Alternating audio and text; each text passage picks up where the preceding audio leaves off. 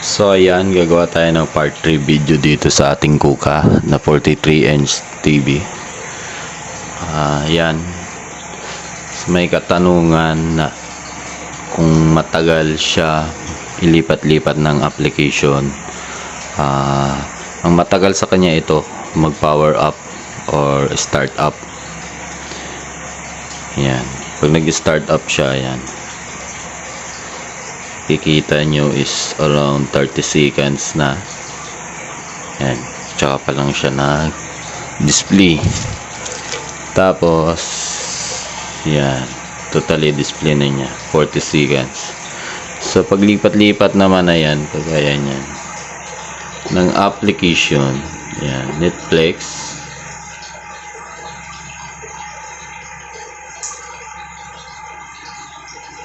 since kaka-start up pa lang natin, yan, goods naman yung pag ng mga application.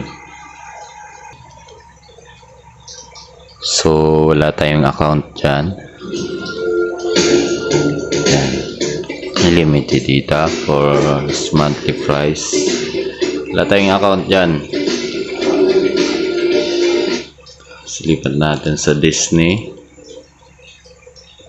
Yan. So wala din tayong account dyan. Kasi ito talaga ang purpose ko nitong TV, para sa baby ko na 2 years old. Educational YouTube lang. Like ABCD and tsaka mga tutorial. Pinaka-paborito niya is Planet. So ayan na, functional na siya. Kasi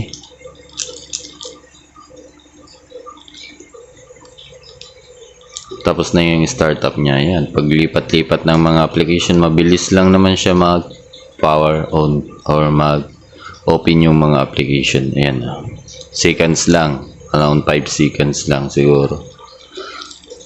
Yan, yung pinakamabagal sa kanya yung startup, although sa lahat naman, kahit yung yan, around 5 seconds lang. Yung Kids TV, yan yung pinaka purpose nitong TV na to. Yan, sa Kids TV na yan. So sana nasagot ko yung katanungan mo, sir, kung mabilis lang mag open yung mga application. So sa lahat naman, pati sa computer, yung startup lang talaga mabagal, yung pagbukas pa lang.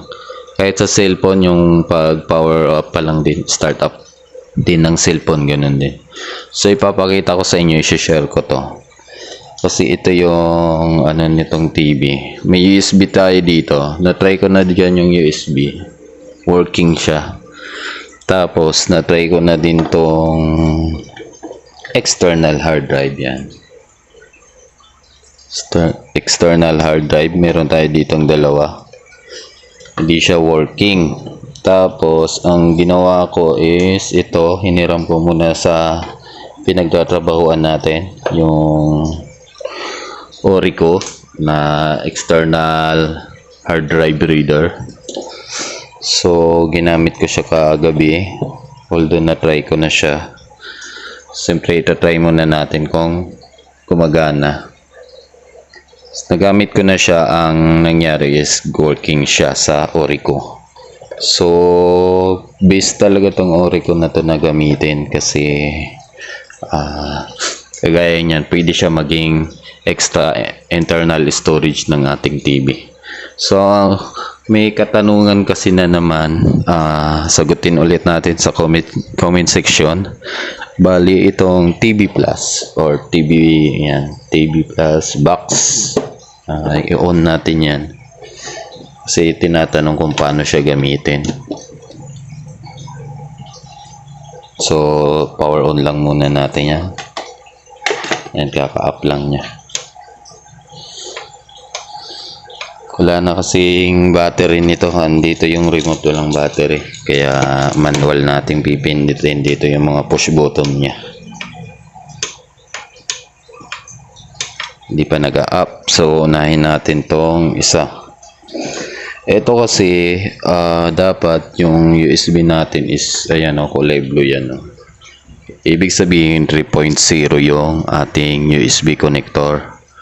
So, yung nandito na USB doon, sa likod niya is hindi 3.0. Yun yung issue niya kung ba't hindi niya binabasa yung mga external hard drive natin. Ito. Kasi kadalasan nito, isasaksak mo talaga to sa 3.0 yung ating USB. Ayan o. Nakalagay naman na 3.0. So, pag hindi 3.0 yung USB niya na kinunikan, ang pwede lang sa kanya is ito.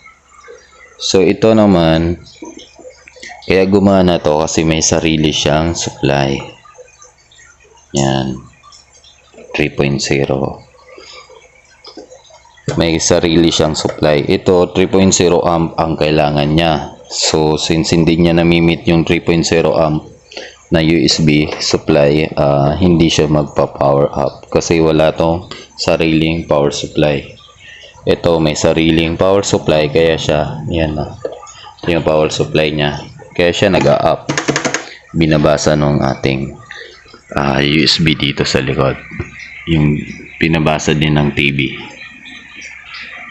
So ayan, naka-up na tong TV Plus. Balik tayo sa TV Plus natin. Pag nag TV Plus tayo, pindutin lang natin yung settings o kaya yung itong TV.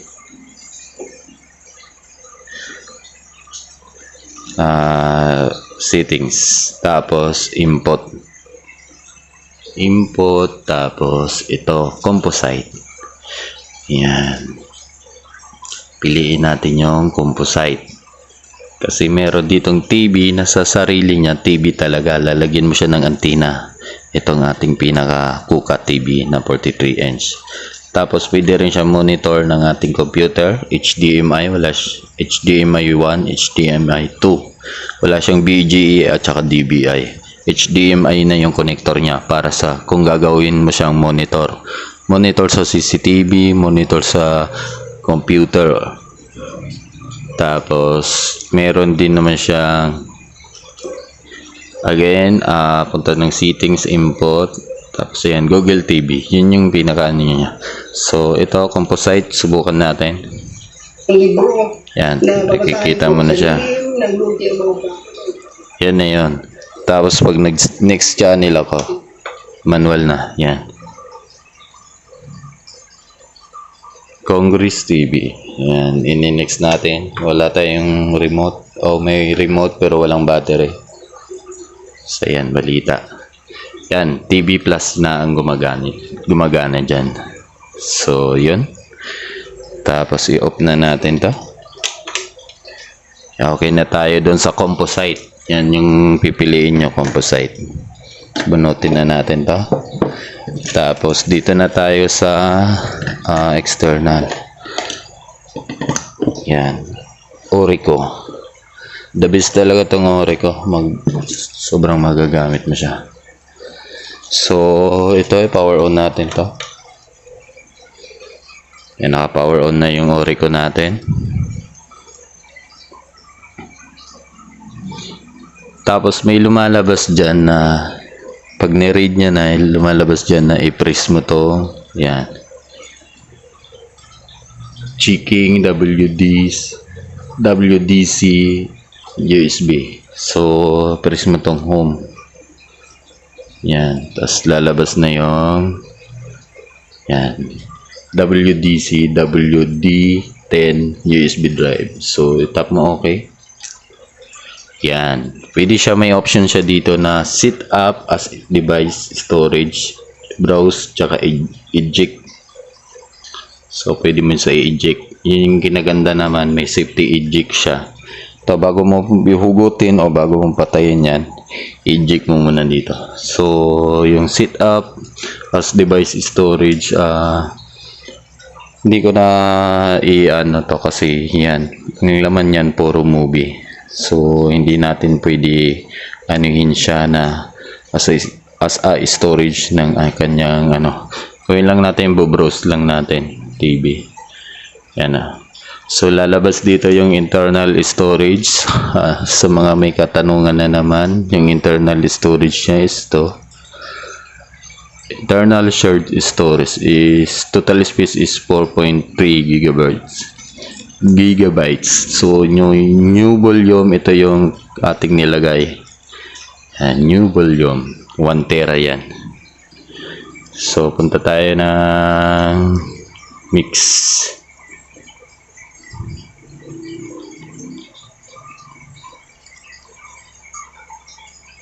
Pwede mo rin dito erase and format a device storage yan. So punta tayo ng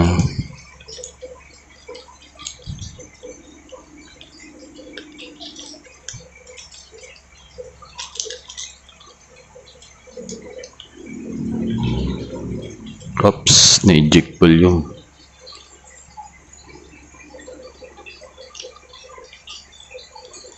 On natin ulit. On kasi na-eject na natin.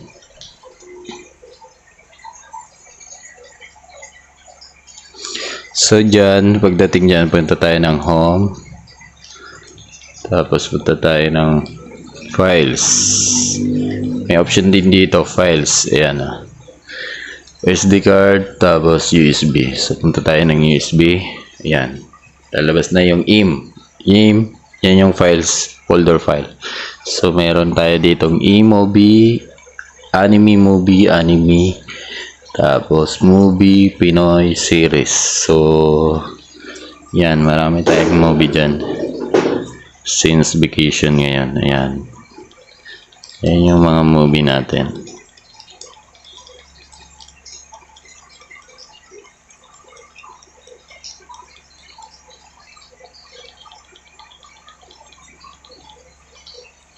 So, yun. Tapos na tayo dyan.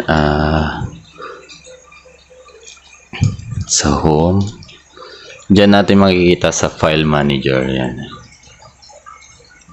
Tapos, dito naman tayo sa Bluetooth. So, yung Bluetooth speaker natin, pag nag-music tayo, ito. On muna natin to.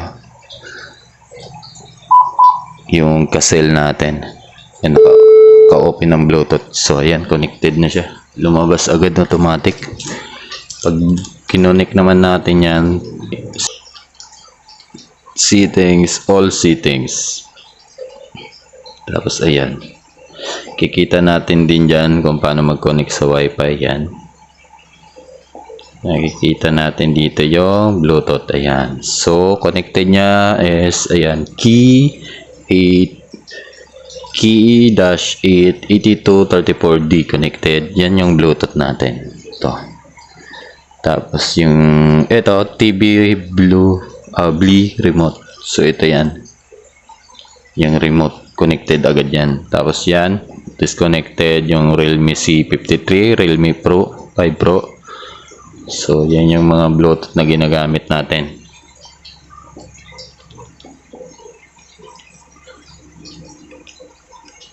So, mapapansin nyo tumutunog-tunog na yung ating Bluetooth dyan. Try natin sa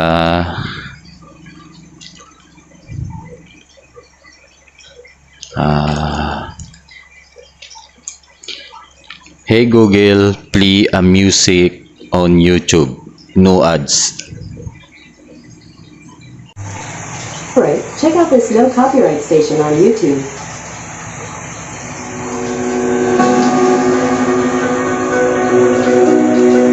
So yan, pag nag-music tayo,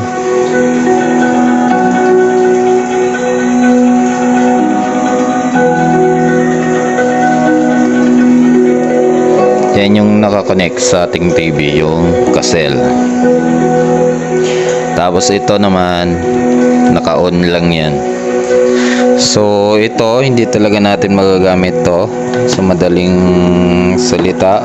Hindi magagamit tong external hard drive to. So USB pwede siya gamitin. basta yung USB natin is 2.0 lang or yung hindi 3.0. Kasi pag 3.0 hindi siya pwede. Yung mga external M.2 hindi rin pwede. So ito 3.0 yung USB nito, kaya siya kasi may sariling power. So yun lang mga kadabs, shinare ko lang to.